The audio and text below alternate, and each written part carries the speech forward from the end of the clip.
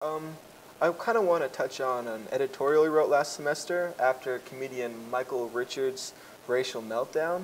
There's certain things you write, you write for the paper. Like for the most part, what I write for the 19th hole, I mean that's written for the paper with designed for a certain audience to read, and you want people to read. But like that column, I mean I wrote that for me. Like I really could care less if no one read it. I mean that was written for me, and I didn't really expect a lot of people to understand it, or a lot of people to understand where I'm going, like where I was coming from it and stuff like that. And it really didn't affect, with sports and stuff like that. I mean, that affects a pretty good, portion of the campus because a lot of people can get in this argument. But with the debate about the N-word, I mean that affects me and the couple hundred other African Americans on campus. So, and I wrote that one for me.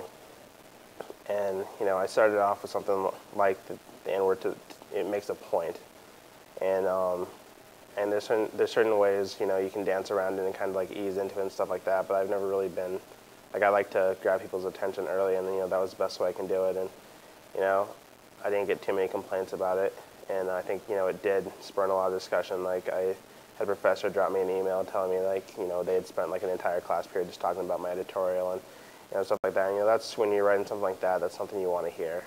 That that you are.